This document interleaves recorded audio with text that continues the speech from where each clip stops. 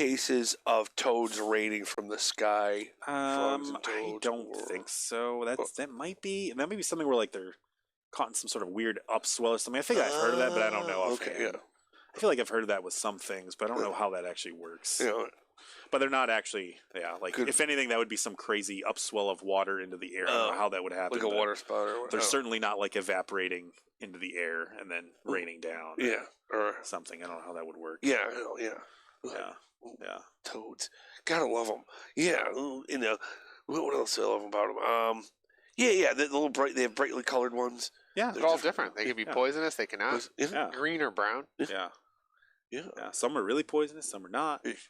Some salamanders can be really poisonous. Yeah. But whoa, let's see.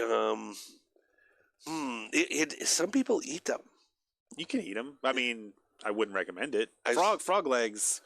That's more of like there's like some frogs, like bullfrog type, or like the big ronid type frogs. Yeah. Salamanders. I don't know if I've ever heard of anyone eating a salamander. Not like in like. I've seen in our particular culture. Like maybe I'm sure people have eaten them at some point, but they wouldn't make for good food. I wouldn't. There's a movie I recall but it was supposed to be a magical thing, where the one woman ate a newt. Oh yeah. It was a Japanese movie, and they're like, "What newt?" And newts are normally not like the newts. The red Fs we have around here, those are toxic. They wouldn't probably kill you, but they would taste bad and be unpleasant. You wouldn't want to eat them. Yeah. And most of them have some level of poison. Yeah. Like some of them are not, some of any. But there's still little meat on them that it would be. Yeah. It wouldn't really be eat a lot of them. Yeah, you'd have to eat a lot. And there's ones out west that literally would kill you.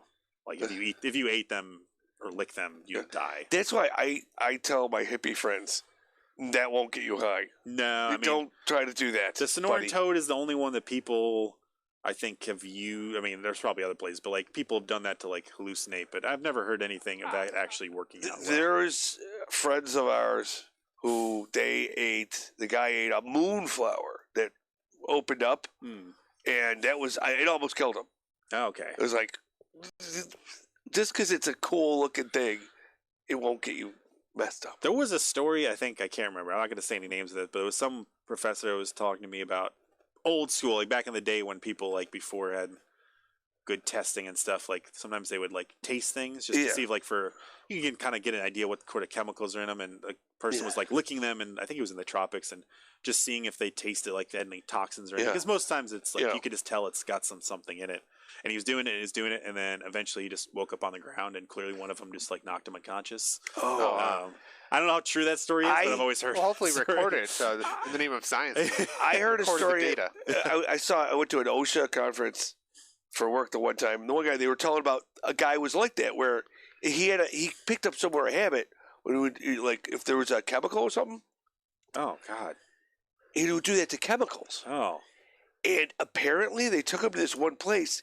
He did that to some type of vat of chemicals that was there, and his face disappeared. How?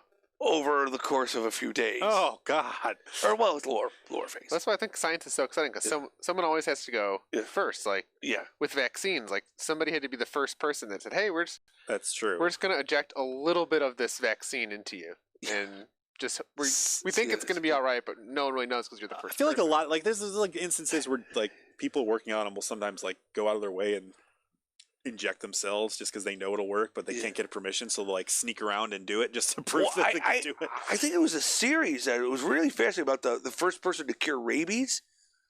Rabies? To get the vaccine for rabies. Oh, okay, vaccines. They haven't cured rabies. Apparently, he did something. The kid had rabies or something, and he did something incredibly unethical because it was like an orphan or something. And like it actually, like, dude, that could have killed the kid. Yeah, I forgot how, but it was. It was basically a scientist being a very bad person. Yeah. So